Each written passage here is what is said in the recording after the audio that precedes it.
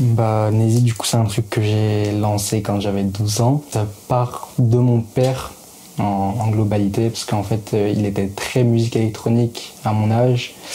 Et en fait, il m'a un peu transmis ça quand j'avais 3-4 ans.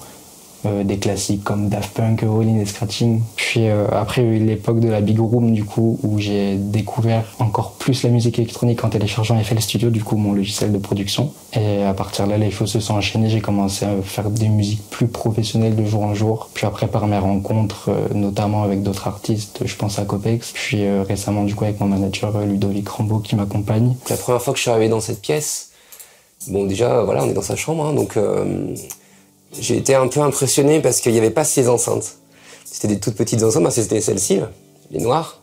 Il n'y avait que ça, il y avait une vieille tour, et en fait, il réussissait à faire des morceaux très riches en maturité, en texture, avec un rendu, un mix qui était totalement solide, quoi. Mais c'est vrai que c'est passionnant de voir comment il travaille, parce que arriver à écouter ce qui sort avec ce matériel-là, franchement, je tire tout mon chapeau. Ben souvent, soit je commence par piano ou par guitare. Donc là, du coup, j'ai décidé de commencer par la guitare. Donc j'ai souvent Guitar Rig, qui est un émulateur du coup de guitare, vu que j'ai pas d'ampli de micro pour enregistrer. Donc après, je prends des presets que j'ai l'habitude d'utiliser.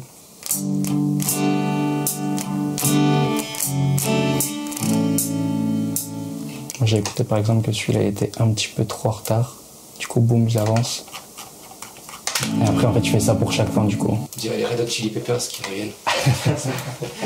Vu que ça fait 10 ans que je suis dans ma chambre, tous les jours, je pense à quand je vais sortir et quand je vais pouvoir faire écouter ma musique à un maximum de personnes.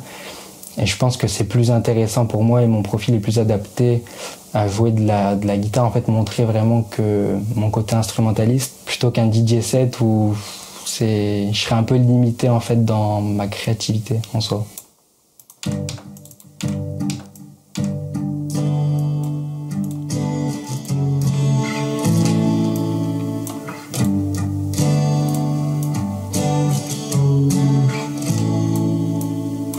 Je te ferai écouter ce soir, j'ai trouvé, je te dis, vu que je pense beaucoup au deuxième album en ce moment, je pense que j'ai déjà trouvé l'intro, genre la mélodie.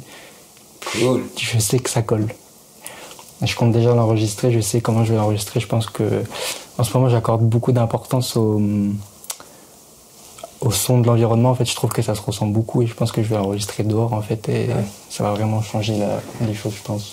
Et franchement, Lucas, il a ce petit truc de instantanément de pouvoir composer des petites mélodies qui sont simples, mais qui dégagent quelque chose. En fait, il y a un affect en fait sur ces mélodies, je trouve. Il a cette capacité à faire rentrer dans son univers. C'est pour ça que l'album et puis là le prochain EP, on est vraiment sur un registre chill, lo-fi, un peu, tu vois, romantique, un peu genre musique d'hiver, quoi. Musique un peu d'amoureux, de lover. Ça doit être l'âge. Je pense que c'est pour ça.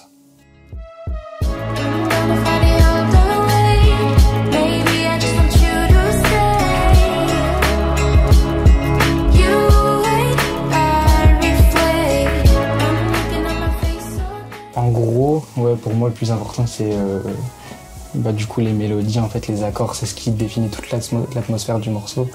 Et à partir de là on commence à construire, ajouter des basses pour ajouter de la profondeur, ajouter une rythmique. Là tu pars sur quel genre de rythmique là du coup? Là plutôt posé, en fait souvent je les chante dans ma tête, ou quand je suis tout seul je les fais en beatbox. Ça serait posé quoi.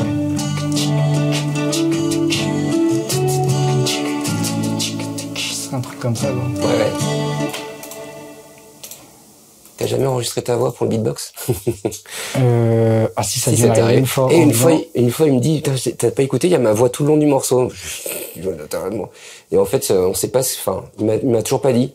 En fait, souvent, quand je regarde des vidéos ou que j'écoute d'autres artistes et tout parler de leur production, j'ai l'impression que la plupart, en fait, construisent l'idée générale en premier et passent, en fait, au mix à la fin.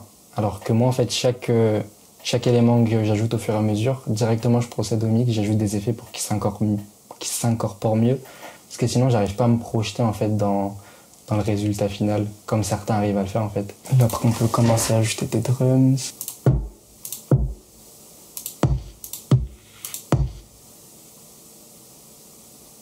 C'est beaucoup d'écoute aussi. Hein.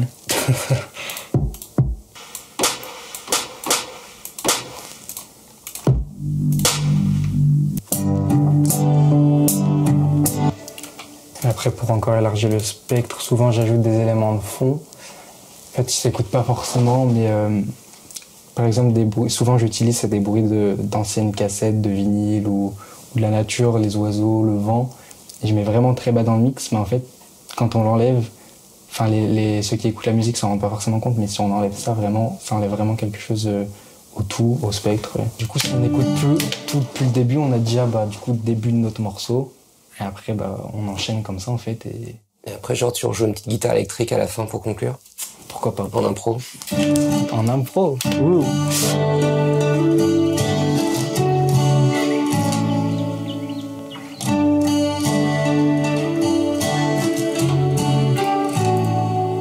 On a mis 31 minutes.